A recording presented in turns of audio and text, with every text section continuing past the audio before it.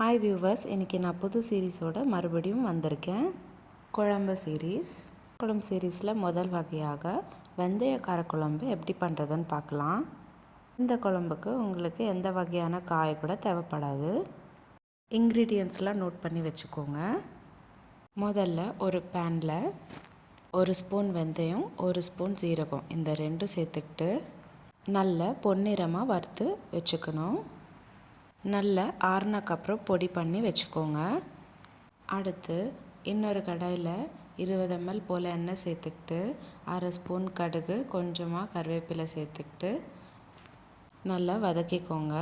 கூடவே 10 பல் பூண்டு, 15லேருந்து 20 பல் சின்ன வெங்காயம் இதெல்லாம் சேர்த்துக்கிட்டு நல்லா வதக்கிக்கணும். வெங்காயம் நல்லா பொன்னிறமாக மாற வரைக்கும் வதக்கிக்கணும். அடுத்து ஒரு பெரிய சைஸ் தக்காளி சின்னதாக கட் பண்ணிக்கிட்டதும் சேர்த்துக்கிறேன். தக்காளியை நல்லா வதக்கிக்கணும். வீடியோவில் காமிக்கிற மாதிரி எண்ணெய் பிரிஞ்சு வந்தக்கப்புறம் 1 ஸ்பூன் காரத்தூள், 1/2 ஸ்பூன் உப்பு, இது ரெண்டும் சேர்த்துக்கிட்டு கூடவே லெமன் சைஸ் அளவுக்கு புளி ஊற வச்சுருக்கேன், அதையும் நான் சேர்த்துக்கிறேன். தேவையான தண்ணி சேர்த்துக்கிட்டு நல்லா கலந்து விடுங்க. இப்போது அடுத்து நம்ம அரைச்சி வச்சுருக்கிற வெந்தய பொடியும் சேர்த்துக்கிட்டு நல்லா கொதிக்க விடணும்.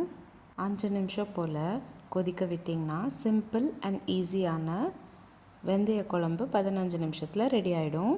உங்களுக்கு இந்த வீடியோ பிடிச்சிருந்தா லைக் பண்ணுங்கள், ஷேர் பண்ணுங்கள்.